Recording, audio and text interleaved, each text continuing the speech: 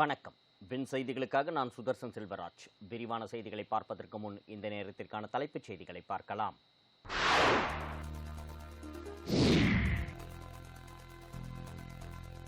ஐந்தாம் கட்டமாக 49 மக்களவைத் தொகுதிகளில் நாளை காலை வாக்குப்பதிவு தொடக்கம். பதற்றமான வாக்குச்சாவடிகளுக்கு கூடுதல் பாதுகாப்பு.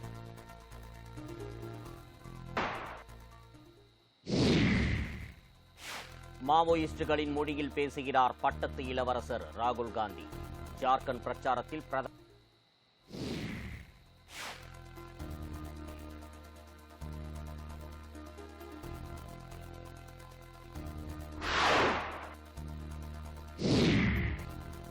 அமராவதி அணைக்கு வரும் நீரை தடுக்க சிலந்தி ஆற்றின் குறுக்கே தடுப்பணை கட்ட முயற்சி. கேரள அரசு மீது அதிமுக பொதுச் செயலாளர் எடப்பாடி பழனிசாமி குற்றச்சாட்டு.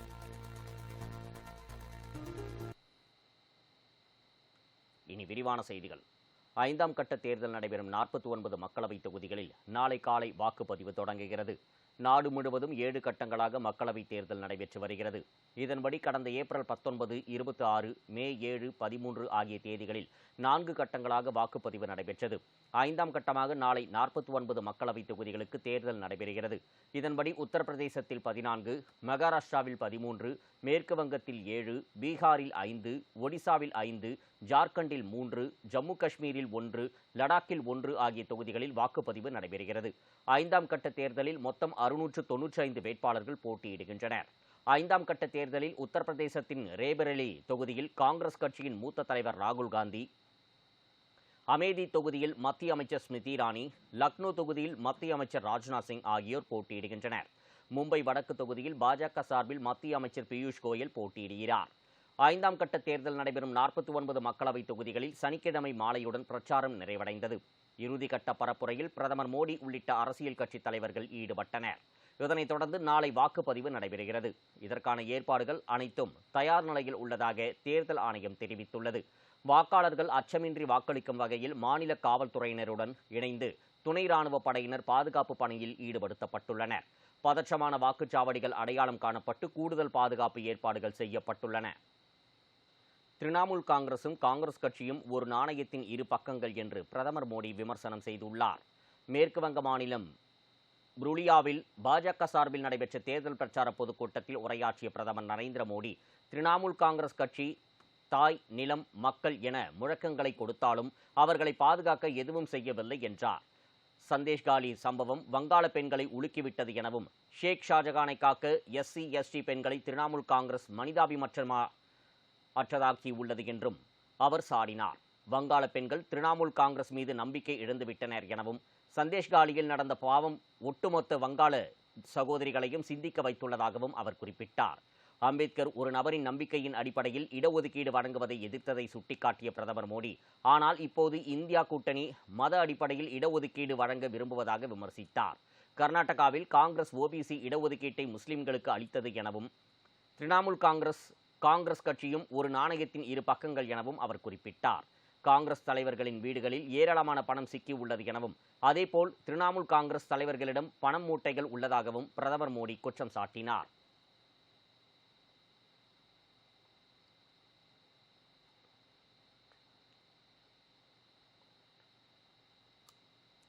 காங்கிரஸ் கட்சியின் பட்டத்து இளவரசர் ராகுல் காந்தி மாவோயிஸ்டுகளின் மொழியில் பேசுவதாக பிரதமர் மோடி கடுமையாக விமர்சித்துள்ளார். ஜார்க்கண்ட் மாநிலம் ஜாம்ஷெட்பூரில் ஞாயிற்றுக்கிழமை நடைபெற்ற தேர்தல் பிரச்சார கூட்டத்தில் உரையாற்றிய அவர், காங்கிரஸ் கட்சியையும் அதன் அறிவிக்கப்படாத பிரதமர் வேட்பாளருமான ராகுல் காந்தியையும் குறிவைத்து கடுமையாக விமர்சித்தார். காங்கிரஸ் கட்சி வம்ச அரசியலை ஆதரிப்பதாகவும், மக்களவைத் தொகுதிகளை மூதாதையர் சொத்துக்களாக கருதுவதாகவும் அவர் குற்றம் சாட்டினார். காங்கிரஸ் ஆளும் மாநிலங்களையும் அதன் ஆட்சியாளர்களையும் விட்டு வைக்காத மோடி, காங்கிரசின் பட்டத்து இளவரசர் பயன்படுத்தும் மொழி எந்த ஒரு தொழிலதிபரையும் காங்கிரஸ் ஆளும் மாநிலங்களில் முதலீடு செய்வதற்கு முன் 50 முறை யோசிக்க வைக்கும் என்றார். மாவோயிஸ்டுகள் பேசும் மொழியை பயன்படுத்தி புதுமையான முறைகளில் காங்கிரஸ் பணம் பறிப்பதாக அவர் சாடினார். ரேபரேலி மக்களவைத் தொகுதியில் போட்டியிடும் ராகுல் காந்தியின் முடிவை கிண்டல் செய்த பிரதமர் மோடி, 8 வயது பள்ளிச் சிறுவன் ஒருவன் இது தன் அம்மாவின் இருக்கை என்று உரிமை கொண்டாடுவதைப் போல் அந்த தொகுதிக்கு ராகுல் ஓடியிருப்பதாக அவர் விமர்சித்தார். காங்கிரஸ் ஆட்சி காலத்தில் மக்களின் அடிப்படை வசதிகளை காங்கிரஸ் மறுத்து வந்ததாகவும், 18,000 கிராமங்களின் நிலை 18ஆம் நூற்றாண்டில் இருந்ததைப் போலவே இருந்தது என்றும் பிரதமர் மோடி குற்றம் சாட்டினார். தென்மேற்கு பருவமழை வழக்கத்தை விட 3 நாட்களுக்கு முன்னதாக அந்தமான் கடல் பகுதியில் தொடங்கியுள்ளதாக இந்திய வானிலை ஆய்வு மையம் அறிவித்துள்ளது. தமிழ்நாட்டில் அதிக கனமழை கொடுப்பது வடகிழக்கு பருவமழை என்றாலும் தென்மேற்கு பருவமழையால் தான் நாடு முழுவதும் பெரும்பாலான மாநிலங்கள் பயனடைகின்றன. பொதுவாக தென்மேற்கு பருவமழை ஜூன் மாதம் தொடங்கி செப்டம்பர் மாதம் வரை நீடிக்கும். இந்நிலையில் சில நாட்களுக்கு முன்னதாகவே தென்மேற்கு பருவமழை தொடங்கிவிட்டதாக இந்திய வானிலை ஆய்வு மையம் தகவல் தெரிவித்துள்ளது. இது தொடர்பாக இந்திய வானிலை ஆய்வு மையம் வெளியிட்டுள்ள அறிக்கையில், தென்மேற்கு பருவமழை ஆண்டுதோறும் மே மாதம் 22ஆம் தேதி தெற்கு அந்தமான் கடலோர பகுதிகளில் தொடங்குவதும், தமிழ்நாடு மற்றும் கேரளாவில் ஜூன் 1ஆம் தேதி வாக்கில் தொடங்குவதும் வழக்கம் எனவும், இந்நிலையில் இந்த ஆண்டு தென்மேற்கு பருவமழை 3 நாட்கள் முன்னதாக ஞாயிற்றுக்கிழமை தொடங்கிவிட்டதாக இந்திய வானிலை ஆய்வு மையம் தெரிவித்துள்ளது. குறிப்பாக தென்மேற்கு பருவமழை மாலத்தீவு, குமரிக்கடல் மற்றும் தெற்கு வங்கக்கடல், நிக்கோபார் தீவுகள் மற்றும் தெற்கு அந்தமான் கடலின் சில பகுதிகளில் தொடங்கியதாக இந்திய வானிலை ஆய்வு மையம் தெரிவித்துள்ளது. மேலும் இந்தியாவில் மே மாதம் 31ஆம் தேதி தென்மேற்கு பருவமழை தொடங்க வாய்ப்புள்ளதாகவும், இந்த ஆண்டு தென்மேற்கு பருவமழை இயல்பை விட அதிகமாக இருக்கும் எனவும் வானிலை மையம் கூறியுள்ளது. தமிழ்நாட்டின் மேற்கு தொடர்ச்சி மலைப்பகுதிகளில் பரவலாக கனமழை பெய்து வருவதால் சுற்றுலா செல்லும் பொதுமக்கள் விழிப்புணர்வுடன் இருக்குமாறு மாநில பேரிடர் மேலாண்மை ஆணையம் அறிவுறுத்தியுள்ளது. தென்மேற்கு பருவமழை முன்கூட்டியே தொடங்கியுள்ள நிலையில் நீலகிரியில் நாளை வரை ஆரஞ்ச் எச்சரிக்கை விடுக்கப்பட்டுள்ளது. இந்நிலையில் உதகை மற்றும் அதன் சுற்றுவட்டார பகுதிகளில் பெய்த கனமழை காரணமாக அரசு தாவரவியல் பூங்கா, மத்திய பேருந்து நிலையம் உள்ளிட்ட பகுதிகளில் சாலைகளில் தண்ணீர் ஆர்ப்பரித்துச் சென்றது. எனினும் மழையில் நனைந்தபடி சுற்றுலா பயணிகள் மலர் கண்காட்சியை கண்டு ரசித்தனர். இதனிடையே மண் சரிவால் மேட்டுப்பாளையம் குன்னூர் இடையிலான மலை ரயில் போக்குவரத்து நேற்று ரத்து செய்யப்பட்டது. ரயில் பாதை சீர் செய்யப்பட்ட போதும் கனமழை நீடிப்பதால் நாளை வரை மலை ரயில் சேவை ரத்து செய்யப்படுவதாக அறிவிக்கப்பட்டுள்ளது. கோவை மாவட்டம் பொள்ளாச்சி பகுதியில் பெய்த கனமழையால் பொள்ளாச்சி வால்பாறை சாலையில் மண் சரிவு ஏற்பட்டு போக்குவரத்து பாதிக்கப்பட்டது.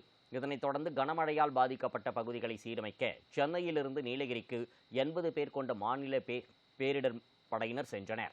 இதில் 40 பேர் உதகைக்கும் 40 பேர் குன்னூருக்கும் அனுப்பி வைக்கப்பட்டனர். இந்நிலையில் சுற்றுலா பயணிகள் அதிகம் செல்லும் கொடைக்கானலிலும் தொடர்ந்து கனமழை பெய்து வருகிறது. இதனால் முன்னெச்சரிக்கை நடவடிக்கையாக கும்பக்கரை அருவிக்கு செல்ல சுற்றுலா பயணிகளுக்கு வனத்துறையினர் தடை விதித்துள்ளனர். இதேபோல தென்காசி மாவட்டத்தில் உள்ள குற்றால அருவிகள் ஆர்ப்பரித்து கொட்டுவதால் மறு அறிவிப்பு வரும் வரை குற்றாலத்தில் உள்ள அனைத்து அருவிகளிலும் சுற்றுலா பயணிகள் குளிக்க தடை விதிக்கப்பட்டுள்ளது.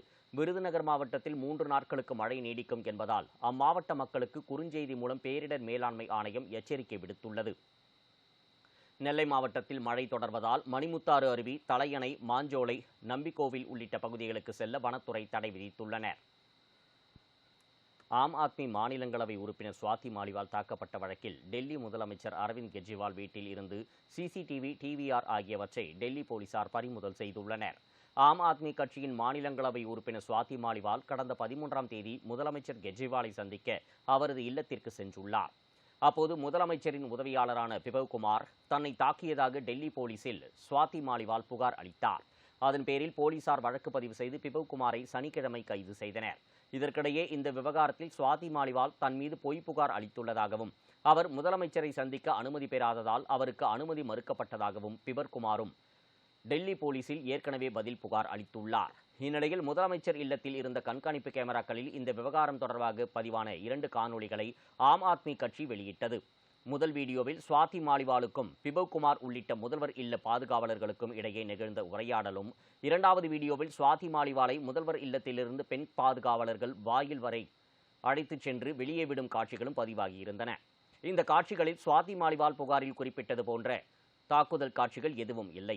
இந்நிலையில் முதல்வர் அரவிந்த் கெஜ்ரிவால் வீட்டிற்கு சென்ற டெல்லி போலீசார் அங்கிருந்த சிசிடிவி, டிவிஆரை கைப்பற்றி எடுத்துச் சென்றனர். இந்த நடவடிக்கை காரணமாக டெல்லியில் பரபரப்பு ஏற்பட்டுள்ளது. பாகிஸ்தான் மக்கள் இந்தியாவுடன் இணைய விரும்புவதாக உத்தரப்பிரதேச முதலமைச்சர் யோகி ஆதித்யநாத் தெரிவித்துள்ளார். மோடி 3வது முறையாக பிரதமரானால் 6 மாதங்களில் இந்தியாவுடன் பாகிஸ்தான் ஆக்கிரமிப்பு காஷ்மீர் இணைக்கப்படும் என உத்தரப்பிரதேச முதல்வர் யோகி ஆதித்யநாத் தெரிவித்துள்ளார். மகாராஷ்டிராவின் துலே பகுதியில் பிரச்சாரம் செய்த அவர், பாகிஸ்தானின் நிலைமை மோசமாக இருப்பதாகவும் அங்குள்ள மக்கள் இந்தியாவுடன் இணைய விரும்புவதாகவும் தெரிவித்தார். பாஜகவை பொறுத்தமட்டில் தேசத்திற்குத்தான் முக்கியத்துவம் என்றும் அவர் கூறினார். 100 நாள் வேலை திட்டத்தில் பணிபுரிவோருக்கான தினக்கூலி 319 ரூபாயாக மத்திய அரசு உயர்த்தி உள்ள நிலையில் ஏப்ரல் 1 முதல் கணக்கிட்டு வழங்க தமிழக அரசு உத்தரவிட்டுள்ளது. மகாத்மா காந்தி தேசிய ஊரக வேலை உறுதி திட்டம் 2006 பிப்ரவரியில் மத்திய அரசால் துவங்கப்பட்டது. ஒவ்வொரு நிதியாண்டிலும் உடல் உழைப்பை வழங்க முன்வரும் ஊரக குடும்பங்களுக்கு 100 நாட்கள் வேலைவாய்ப்பு அளிக்கப்படுகிறது. குடும்பத்தில் உள்ள வயது வந்த நபர்கள் ஒவ்வொருவரும் வேலைக்கு விண்ணப்பிக்கலாம். அவர்களுக்கு வேலை அட்டை வழங்கப்படும். இத்திட்டத்தில் மரக்கன்றுகள் நடுதல், தடுப்பணைகள் கட்டுமானம், மீள் நிரப்பு குழிகள், கசிவு நீர் குட்டைகள், அகழிகள், பண்ணை குட்டைகள், உறிஞ்சு குழிகள் அமைத்தல், வரத்து கால்வாய்கள், பாரம்பரிய நீர்நிலைகள் சீரமைப்பு போன்ற பணிகள் செய்யப்படுகின்றன. இந்நிலையில் மத்திய அரசு ஏப்ரல் 1 முதல் 319 ரூபாயாக சம்பளத்தை உயர்த்தியது. அதன் அடிப்படையில் தமிழக அரசும் ஒருநாள் சம்பளம் 294 ரூபாயிலிருந்து 319 ரூபாயாக உயர்த்தப்படுவதாக அரசாணை வெளியிட்டுள்ளது. இந்த சம்பள உயர்வு ஏப்ரல் 1 முதல் அமலுக்கு வருவதாக தெரிவிக்கப்பட்டுள்ளது. நடப்பு ஆண்டு தமிழகத்திற்கு முதல் தவணையாக மத்திய அரசு 1,229.04 கோடி ரூபாய் ஒதுக்கப்பட்டுள்ளது. சிலந்தி ஆற்றின் குறுக்கே தடுப்பணை கட்டுவதன் மூலம் அமராவதி அணைக்கு வரும் நீரை தடுக்க கேரள கம்யூனிஸ்ட் அரசு முயற்சி செய்வதாக அதிமுக பொதுச் செயலாளர் எடப்பாடி பழனிசாமி குற்றம் சாட்டியுள்ளார். அதிமுக பொதுச் செயலாளர் எடப்பாடி பழனிசாமி தனது எக்ஸ் சமூக வலைதளத்தில் அறிக்கை ஒன்றை வெளியிட்டுள்ளார். அதில் தேர்தல் கூட்டணி ஆதாயத்திற்காக கள்ள மௌனம் சாதித்து தமிழகத்தின் நதிநீர் உரிமைகளை மொத்தமாக அண்டை மாநிலங்களுக்கு அடகு வைத்துக் கொண்டிருக்கும் திமுக அரசின் முதல்வர் ஸ்டாலினின் நிர்வாக திறனற்ற ஆட்சியில் பாலாற்றில் ஆந்திர அரசு பல தடுப்பணைகளை கட்டியுள்ளதாகவும், மேகதாதுவில் காவிரியின் குறுக்கே கர்நாடக அரசு அணை கட்ட முயற்சித்து வரும் நிலையில் கேரள மாநிலம் இடுக்கி மாவட்டத்தில் உள்ள பெருகுடா பகுதியில் சிலந்தி ஆற்றின் குறுக்கே தடுப்பணை கட்டுவதன் மூலம் அமராவதி அணைக்கு வரும் நீரை தடுக்கும் கேரள கம்யூனிஸ்ட் அரசின் முயற்சிக்கு கடும் கண்டனத்தை தெரிவித்துக் கொள்வதாகவும், இனியாவது முதல்வர் ஸ்டாலின் தூக்கத்தில் இருந்து விடுபட்டு தமிழகத்தின் உரிமைகளை நிலைநாட்ட உடனடியாக சட்ட ரீதியான நடவடிக்கைகளை மேற்கொள்ள வலியுறுத்துவதாக அவர் கூறியுள்ளார்.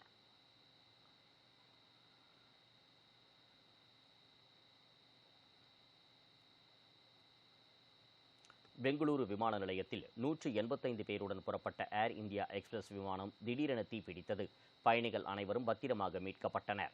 பெங்களூரு விமான நிலையத்தில் இருந்து கொச்சிக்கு 179 பயணிகளை மற்றும் 6 பணியாளர்களுடன் ஏர் இந்தியா எக்ஸ்பிரஸ் விமானம் நேற்று இரவு புறப்பட்டுள்ளது. சிறிது நேரத்திலேயே விமான என்ஜினில் திடீரென தீப்பிடித்தது. இதனை அறிந்த விமானிகள் உடனடியாக கட்டுப்பாட்டு அறைக்கு தகவல் கொடுத்து விமானத்தை அவசரமாக தரையிறக்கினர். பயணிகள் பாதுகாப்பாக மீட்கப்பட்ட நிலையில் விமான என்ஜின் தீப்பற்றி எரிந்த வீடியோ வைரலாகி வருகிறது. ஊழல் செய்தவர்கள் புலனாய்வு அமைப்புகள் மற்றும் நீதிமன்றத்தால் சிறையிலும் சிலர் ஜாமீனிலும் உள்ளதாக மத்திய அமைச்சர் அனுராக் தாக்கூர் கூறியுள்ளார். மத்திய அமைச்சரும் ஹிமர்பூர் தொகுதி பாஜக வேட்பாளருமான அனுராக் தாக்கூர் கூறுகையில், ஊழல் செய்தவர்கள் புலனாய்வு அமைப்புகள் மற்றும் நீதிமன்றம் அவர்களுக்கு எதிராக செயல்பட்டதால் சிலர் சிறையிலும் சிலர் ஜாமீனிலும் உள்ளதாக தெரிவித்தார். மேலும் 4 நாட்களுக்கு முன் ஆம் ஆத்மி கட்சியின் எம்பி சுவாதி மாலிவால் முதல்வர் இல்லத்தில் தாக்கப்பட்டதாகவும், 2 நாட்களுக்கு பிறகு ஆம் ஆத்மி கட்சியின் மற்றொரு அமைச்சர் அந்த பெண்ணை துஷ்பிரயோகம் செய்ததாகவும் கூறியுள்ளார். கோவை மாவட்டம் அன்னூர் அருகே ரூபாய் 25 லட்சம் மதிப்பீட்டில் குளம் தூர்வாரும் பணி தொடங்கியுள்ளது. கோவை மாவட்டம் அன்னூர் அருகே காட்டம்பட்டி மற்றும் குன்னத்தூர் ஊராட்சிகளுக்குட்பட்ட பகுதியில் 135 ஏக்கரில் குளம் உள்ளது. இந்த குளம் நிறைந்ததால் சுற்றுவட்டார பகுதிகளைச் சேர்ந்த 100க்கும் கிராமங்கள் பயனடையும். இதன் காரணமாக குளத்தை தூர்வாரும் பணிக்கு அனுமதி பெறப்பட்டு தனியார் நிறுவனங்கள் மூலம் ரூபாய் 25 லட்சம் மதிப்பீட்டில் குளம் தூர்வாரும் பணிக்காக நிதி ஒதுக்கப்பட்டது. இதனையடுத்து தூர்வாரும் பணிக்கான துவக்க விழா இன்று நடைபெற்றது. இதில் குன்னத்தூர் ஊராட்சி தலைவர், தனியார் நிறுவனத்தினர் மற்றும் பொதுமக்கள் உள்ளிட்டோர் கலந்து கொண்டனர். திருப்பத்தூர் மாவட்டம் ஆம்பூரில் பெய்த கனமழையினால் மின்னல் தாக்கி 2 படுகாயமடைந்து சிகிச்சைக்காக மருத்துவமனையில் அனுமதிக்கப்பட்டுள்ளனர். திருப்பத்தூர் மாவட்டம் மற்றும் அதன் சுற்றுவட்டார கிராம பகுதிகளில் பெய்த கனமழையினால் ஆம்பூர் அடுத்த எல்மாங்குப்பம் பகுதியில் தனபால் என்பவரது வீட்டின் மீது இடி மின்னல் தாக்கியுள்ளது. இதில் தனபால் வீட்டின் மேற்கூரை மற்றும் வீட்டில் இருந்த மின்சாதன பொருட்கள் முற்றிலும் சேதமடைந்தது. மேலும் இடி மின்னல் தாக்கி வீட்டில் இருந்த குருபிரசாத் மற்றும் விக்ரம் ஆகிய 2 படுகாயமடைந்து சிகிச்சைக்காக மருத்துவமனையில் அனுமதிக்கப்பட்டுள்ளனர்.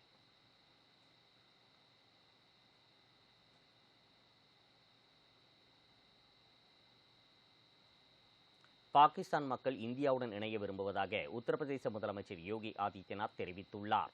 மோடி 3வது முறையாக பிரதமரானால் 6 மாதங்களில் இந்தியாவுடன் பாகிஸ்தான் ஆக்கிரமிப்பு காஷ்மீர் இணைக்கப்படும் என உத்தரப்பிரதேச முதல்வர் யோகி ஆதித்யநாத் தெரிவித்துள்ளார். மகாராஷ்டிராவின் துலே பகுதியில் பிரச்சாரம் செய்த அவர் பாகிஸ்தானின் நிலைமை மோசமாக இருப்பதாகவும் அங்குள்ள மக்கள் இந்தியாவுடன் இணைய விரும்புவதாகவும் தெரிவித்தார். பாஜகவை பொறுத்தமட்டில் தேசத்திற்குத்தான் முக்கியத்துவம் என்றும் அவர் கூறினார்.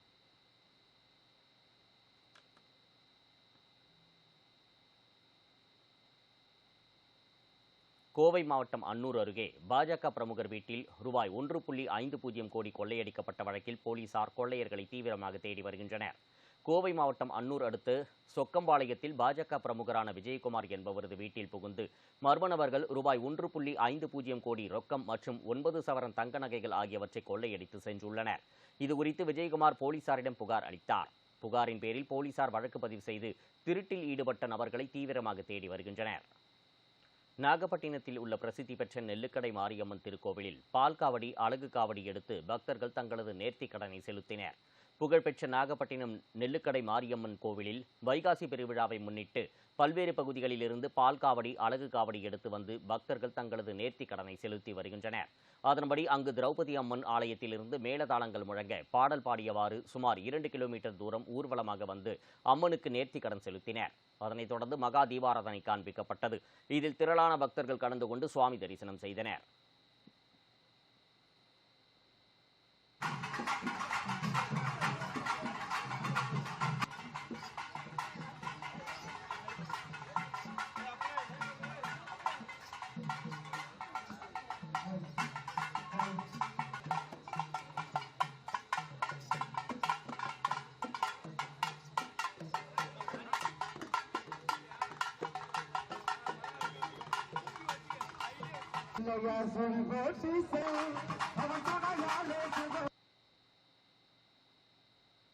திருநெல்வேலியில் வீட்டின் கதவை உடைத்து 14 சவரன் நகை மற்றும் 30,000 ரூபாய் பணத்தை மர்ம நபர்கள் கொள்ளையடித்துச் சென்ற சம்பவம் பரபரப்பை ஏற்படுத்தியுள்ளது. திருநெல்வேலி மாநகர பகுதிக்குட்பட்ட பாளையங்கோட்டையை அடுத்த காந்தி நகரைச் சேர்ந்த இந்திரா என்பவர் அருகில் உள்ள தனது மகள் வீட்டிற்கு சென்று மறுநாள் காலை வீட்டிற்கு வந்து பார்த்தபோது வீட்டின் முன்பக்க கதவுகள் உடைக்கப்பட்டிருப்பதைக் கண்டு அதிர்ச்சி அடைந்தார். பின் உள்ளே சென்று பார்த்தபோது பீரோவில் வைத்திருந்த 14 சவரன் நகை மற்றும் 30,000 ரூபாய் பணம் மாயமானது தெரியவந்தது. இது தொடர்பான புகாரின் பேரில் சம்பவ இடத்திற்கு வந்த போலீசார் விசாரணை மேற்கொண்டனர். தொடர்ந்து மோப்பனாய் உதவியுடன் ஆய்வு மேற்கொள்ளப்பட்டு வழக்கு பதிவு செய்யப்பட்டு விசாரணை நடைபெற்று வருகிறது. இதுபோன்ற திருட்டுச் சம்பவங்கள் அப்பகுதியில் தொடர்ந்து நடைபெற்று வருவதால் பொதுமக்களிடையே அச்சத்தை ஏற்படுத்தியுள்ளது. திருநள்ளாறு அருள்மிகு தர்பாரண்யேஸ்வரர் கோயில் பிரம்மோற்சவ விழாவையொட்டி நடைபெற்ற தேரோட்டத்தில் ஆயிரக்கணக்கான பக்தர்கள் கலந்து கொண்டு சுவாமி தரிசனம் செய்தனர். காரைக்காலை அடுத்த திருநள்ளாறில் அமைந்துள்ள உலக பிரசித்தி பெற்ற அருள்மிகு தர்பாரண்யேஸ்வர சுவாமி கோவிலில் பிரம்மோற்சவ விழா கடந்த 5ஆம் தேதி கொடியேற்றத்துடன் துவங்கியது. இதனையொட்டி தினமும் சுவாமிக்கு சிறப்பு பூஜைகள் செய்யப்பட்டது. தொடர்ந்து பிரம்மோற்சவ விழாவின் முக்கிய நிகழ்ச்சியான திருத்தேரோட்டம் இன்று நடைபெற்றது. இதனையொட்டி அருள்மிகு செண்பக தியாகராஜர், நிலோத்பாலாம்பாள், ஸ்ரீ விநாயகர், ஸ்ரீ சுப்பிரமணியர், ஸ்ரீ சண்டிகேஸ்வர சுவாமிகள் நடனமாடியபடி ஆலய பிரகாரங்களை வலம் வந்து திருத்தேருக்கு எழுந்தருளினர். இதனைத் தொடர்ந்து அருள்மிகு செண்பக தியாகராஜருக்கு மகா தீபாராதனை காண்பிக்கப்பட்டு தேரோட்டம் வெகு சிறப்பாக நடைபெற்றது. இந்நிகழ்வில் திரளான பக்தர்கள் கலந்து கொண்டு வடம் பிடித்து தேர் இழுத்து சுவாமியை வழிபட்டனர். ஈரோடு வழியாக சென்ற விரைவு ரயிலில் போலீசார் சோதனை செய்தபோது சுமார் 10 கிலோ கஞ்சாவை பறிமுதல் செய்தனர். கடந்த சில நாட்களாக ஈரோடு வழியாக செல்லும் ரயிலில் கஞ்சா கடத்தப்படும் சம்பவம் அதிகரித்து வந்துள்ளது. இந்நிலையில் ரயில்வே போலீசார் தீவிரமாக ரயில் நிலையத்திற்கு வரும் அனைத்து ரயில்களிலும் சென்று சோதனை மேற்கொண்டனர். அதன்படி ஜார்க்கண்ட் மாநிலம் டாடா நகர் பகுதியிலிருந்து எர்ணாகுளம் நோக்கி செல்லும் டாடா நகர் விரைவு ரயிலில் சோதனை செய்தபோது அங்கு ஒரு பெட்டியில் 10 கிலோ கஞ்சா இருப்பது தெரியவந்தது. இதனையடுத்து போலீசார் அங்கு கஞ்சாவை பறிமுதல் செய்தனர். மேலும் கஞ்சா கடத்தலில் ஈடுபட்ட நபர்களை தீவிரமாக தேடி வருகின்றனர். காஞ்சிபுரம் பகுதிகளில் உள்ள பள்ளி வாகனங்களின் தரம் குறித்து வருவாய் கோட்டாட்சியர், வட்டார போக்குவரத்து அலுவலர் தலைமையில் மேற்கொள்ளப்பட்டது. தமிழகத்தில் செயல்படும் தனியார் பள்ளிகளில் பயிலும் மாணவ மாணவிகளை ஏற்றிச் செல்ல பேருந்துகள், வேன்கள் உள்ளிட்டவைகளை தனியார் பள்ளி நிர்வாகங்கள் பயன்படுத்தி வருகிறது. பள்ளி வாகனங்களின் தரம் குறித்து ஆண்டுதோறும் ஆய்வு செய்ய தமிழக அரசு போக்குவரத்து துறைக்கு உத்தரவிட்டுள்ளது.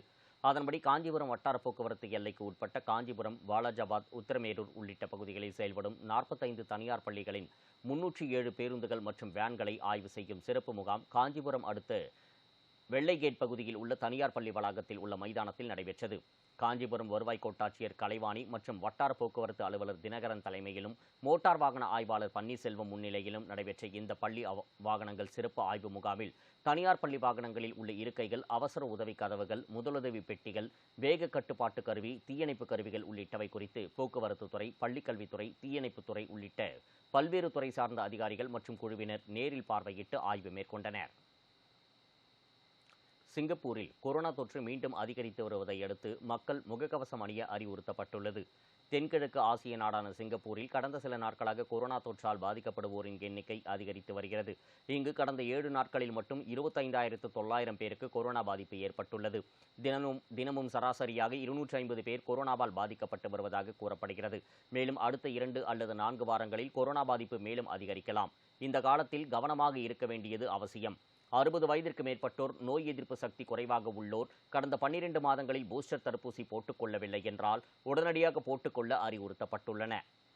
மேலும் பொதுமக்கள் வெளியே செல்லும் போது முகக்கவசம் அணிந்து செல்ல வேண்டும். சிங்கப்பூர் சுகாதார அமைச்சர் ஓங் யே குங் என தெரிவித்துள்ளார். சாத்தான்குளம் அருகே கூட்டுறவு வங்கியில் 50 லட்சம் ரூபாய்க்கு மேல் கையாடல் செய்யப்பட்ட விவகாரத்தில் மேலும் 2 பேர் இடைநீக்கம் செய்யப்பட்டிருப்பது அப்பகுதியில் பரபரப்பை ஏற்படுத்தியுள்ளது. தூத்துக்குடி மாவட்டம் சாத்தான்குளத்தை அடுத்து கலுங்குவிளை கூட்டுறவு வங்கியில் செயலாளராக அகமது என்பவர் பணியாற்றி வந்தார். அவருக்கு கடந்த 5ஆம் தேதி பணி நிறைவு வழங்கப்பட்டிருந்த நிலையில் அதற்கு 2 தினங்களுக்கு முன்னதாக கலுங்குவிளை கூட்டுறவு வங்கியில் 50 லட்சம் ரூபாய்க்கு மேல் அவர் கையாடல் செய்துள்ளதாக அவர் மீது புகார் எழுந்தது. மேலும் பணம் கையாடலில் ஈடுபட்டதை அவர் ஒப்புக்கொண்டு 14 லட்சம் ரூபாய் பணத்தை வங்கியில் திருப்பி செலுத்தியதாக கூறப்படுகிறது. இந்நிலையில் ஆய்வு மேற்கொண்ட அதிகாரிகள் அன்றைய தினமே வங்கிச் செயலாளர் அகமதுவை இடைநீக்கம் செய்தனர். இந்த விவகாரத்தில் மேலும் சிலர் ஈடுபட்டதாக கூறப்பட்ட நிலையில் அகமதுவுடன் சேர்ந்த பணம் கையாடலில் ஈடுபட்டதாக கூறி கூடுதல் செயலாளர் சுப்பிரமணியம் மற்றும் உர விற்பனையாளர் அமுதா ஆகிய இருவரையும் கூட்டுறவுத்துறை அதிகாரிகள் இடைநீக்கம் செய்து உத்தரவிட்டனர். இதனையடுத்து கலுங்குவிளை கூட்டுறவு வங்கியிலிருந்து வெளியே இருவரும் செய்தியாளர்கள் படம் எடுப்பதை பார்த்தவுடன் தனித்தனி இருசக்கர வாகனத்தில் வேகமாக சென்று விட்டனர். திருப்பூர் மாவட்டம் உடுமலை அருவியில் கனமழை காரணமாக ஏற்பட்ட வெள்ளப்பெருக்கினால் 2வது நாளாக அருவிக்கு செல்ல தடை விதிக்கப்பட்டுள்ளது.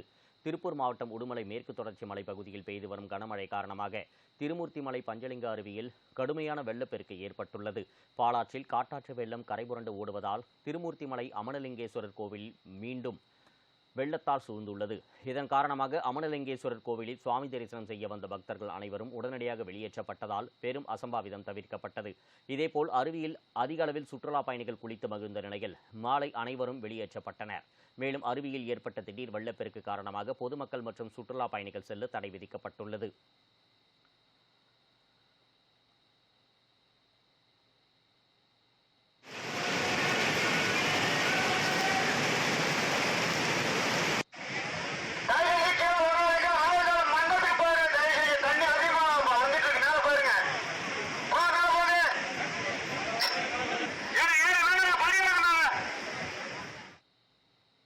பொன்னமராவதி அருகே வேந்தன்பட்டியில் அமைந்துள்ள வேந்தி அம்மன் ஆலய குடமுழுக்கு விழா வெகு சிறப்பாக நடைபெற்றது.